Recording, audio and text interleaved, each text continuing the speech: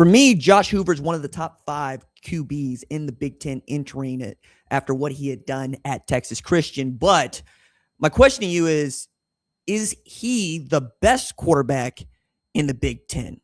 Let's go through some rankings here. All that's coming up here after the bumper.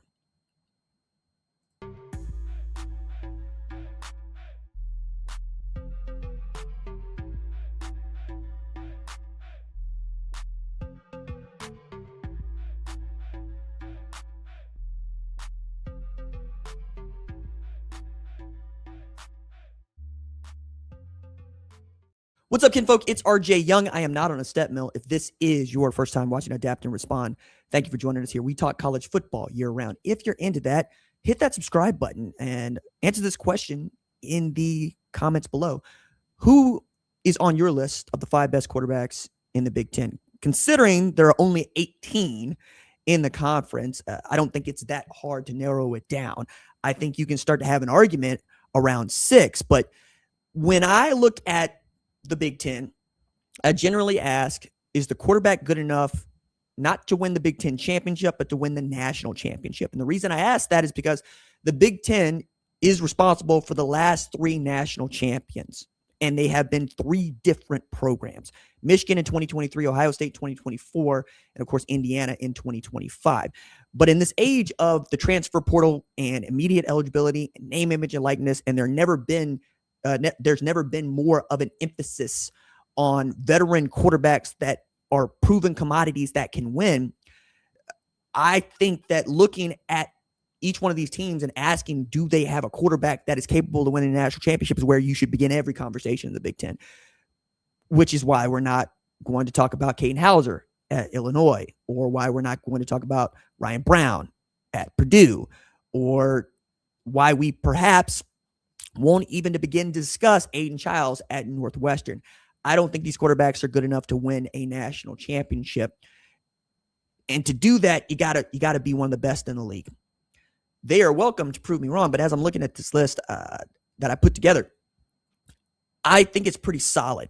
There's one guy here that I think we need to have a different conversation about, and I'm going to start at that number 5. It's Damon Williams. For me, Damon Williams is the best version of Kyler Murray that we have seen since Kyler Murray left college football and became the number 1 pick in the NFL draft 2019 season. Obviously won the Heisman Trophy in 2018, a 4,000, 1,000 guy. And even in a game where he got absolutely destroyed in the college football playoff, he still threw for 300 yards and rushed for 100 yards against Alabama. It's just he's the only person that can get anything done. Damon Williams has that kind of skill and that kind of talent. Last year, threw for 3,000 yards with 25 touchdowns. To just add to that 611 yards on the ground that aren't sack adjusted, 6 touchdowns on the ground. The only team that really could keep him still was Ohio State, which had the best defense in college football, not named Indiana, and was looking like a holy terror all the way through the regular season. Didn't look like anybody was going to be able to stop them, even a really great Indiana. Obviously, that was wrong. But Damon Williams is good enough to win you the national championship. Does Jed Fish have everything else he needs around him to make a run at this thing? And again, he's getting paid in the upper tier, $4 million to play football at the University of Washington this year.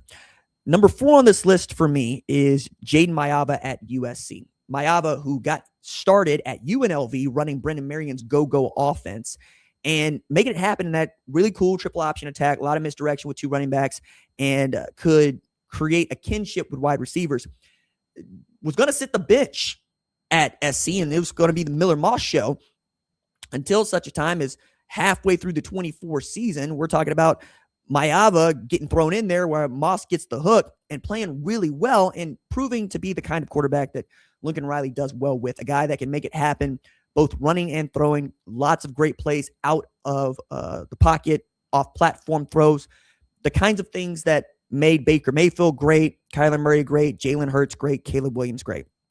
Last year, he threw for 3,700 yards and led the Big Ten in passing with 24 touchdowns.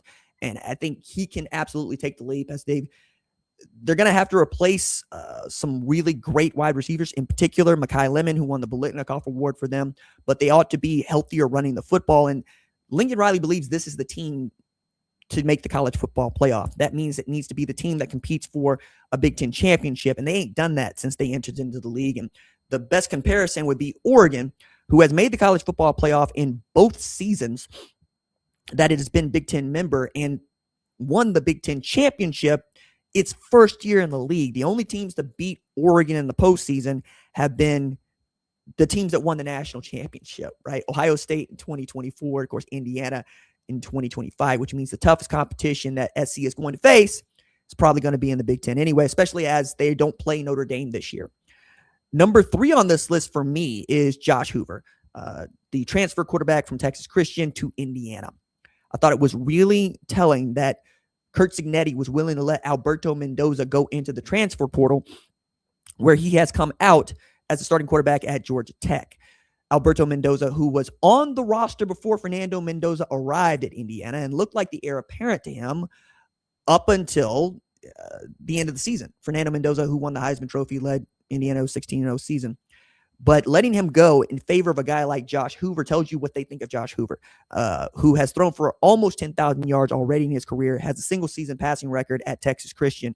And the knock on him, though, is that he turned the ball over more than he threw for touchdowns, but that's all. And given that he's got Charlie Becker on the outside, as well as Nick Marsh, a run game that we think is going to be intact, a great offensive coordinator to go along with a great head coach, great defensive coordinator, I think he's going to be in pretty good shape here.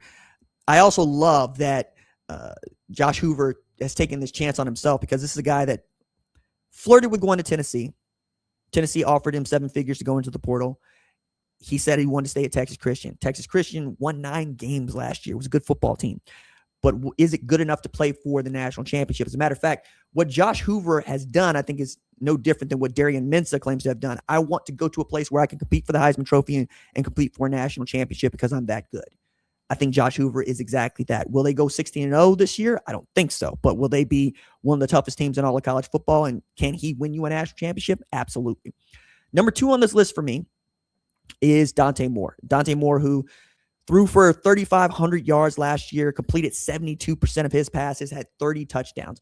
He is an NFL draft darling. He comes out as a 5-star. He starts games for Chip Kelly at UCLA. It's a little too much for him.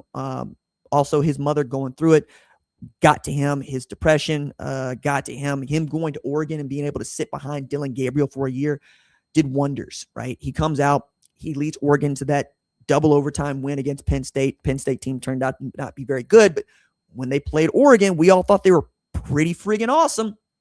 And Oregon, for its part, only lost to Indiana. That's it, man. They lost to Indiana in the regular season. They lost to Indiana in the postseason. They got beat like they stole something in the postseason. But you could see how Dante Moore was good enough to get them there. He's good enough to get them back. And they were a win away from playing for the national championship and trying to win their first in school history. He's good enough to do that for you. At the top of the list for me, though, has got to be Julian Sayin, who completed a whopping 77% of his passes. And for the first 8 games of the season was lights out. 3,600 yards passing, 32 touchdowns. For me, not just the best quarterback in the Big Ten, but an argument for the best quarterback in all of college football, right? Fernando Mendoza won the Heisman Trophy, but I submit to you, had Julian Sayin and Ohio State won that game, we'd be talking about Julian Sayin winning the Heisman Trophy. This is while he's got the best player in all of college football on his team in Jeremiah Smith, and they've added to that, right? Devin McEwen is a dude. If you don't know, you will know, coming from UTSA. Kyle Parker from LSU. Brandon Ennis, I think, can make the leap. And then Chris Henry Jr. is a monster, 6'5" over there. They're going to run the football a little bit better as they got an established pecking order with Bo Jackson. Can that offensive line keep him upright late in the season is a question. The Indiana defense just T5. Miami T5. They could just get home. But I think this is the best quarterback in the Big Ten and the one that is most likely and most capable of leading a team to the national championship this season. He's been around it. He's seen how it happens. He watched Will Howard do it. He's already got the ring. Now he's trying to do what Carson Beck couldn't quite get done, which is win one on his arm and not on the guy who was just ahead of him. You let me know, what do your rankings look like in the comments below?